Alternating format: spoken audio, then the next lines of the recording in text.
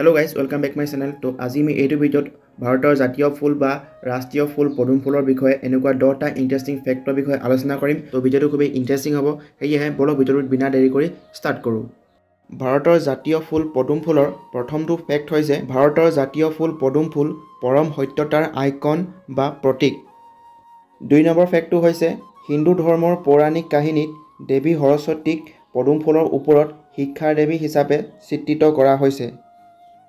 3 number ফেক্টটো হৈছে অৰ্ধশীতল জলবায়ুৰ মিঠা পানী হ্ৰদত বা পুখুৰীত পদুম ফুল ফুলি উঠে। 4 নম্বৰ ফেক্টটো হৈছে বগা, ৰঙা, নীলা, গুলপীয়া আৰু বেঙুনীয়া ৰঙৰ পদুম ফুল এই পৃথিৱীত পোৱা যায় আৰু প্ৰধানকৈ এছিয়া মহাদেশতেই এই ৰঙৰ ফুলকেইপা পোৱা যায়। 5 নম্বৰ ফেক্টটো হৈছে পদুম ফুলে সদায় ধন সম্পত্তি, ৰহস্যবাদ, জ্ঞান, উৎপাদনশীলতা আৰু জ্ঞান লাভক বুজায়। 6 নম্বৰ ফেক্টটো হৈছে ভাৰতত পদুম ফুলক জয়ৰ চিন হিচাপে গণ্য কৰা হয়। ই এবিধ পবিত্ৰ ফুল আৰু প্ৰাচীন ভাৰতৰ শিল্প আৰু পৌৰাণিক কাহিনীত এক সুকীয়া স্থান দখল কৰিছে। 7 নম্বৰ ফেক্টটো হৈছে সাংস্কৃতিক তাৎপৰ্যৰ লগতে পদুম ফুলৰ বীজ হৃদৰোগ, প্লীহা, বৃক্কৰ চিকিৎসাৰ দৰে ঔষধি কামত ব্যৱহাৰ কৰা হয়। আপোনালোকৰ যদি কাৰোবাৰ এনেধৰণৰ ৰোগ আছে তেন্তে আপোনালোকে পদুম ফুলৰ বীজ ব্যৱহাৰ কৰি চাব পাৰে।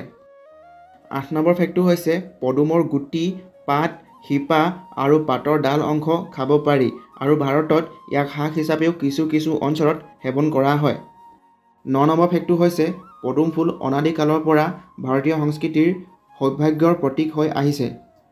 10 নম্বৰ ফেক্টটো হৈছে বৌদ্ধ ধৰ্মতো পদুম ফুলক পবিত্ৰ ফুল হিচাপে পূজা আৰু গণ্য কৰা হয়। তো পদুম ফুলৰ ওপৰত এইকেইটা ফেক্ট জানি পিনি আপোনালোকে কেনেকুৱা পালে সেইটো কমেণ্ট কৰিব আৰু আগলৈ আপোনালোকক কোনটো টপিকৰ ওপৰত এনেকুৱা ধৰণৰ ফেক্ট লাগে কমেণ্ট কৰি জনাব।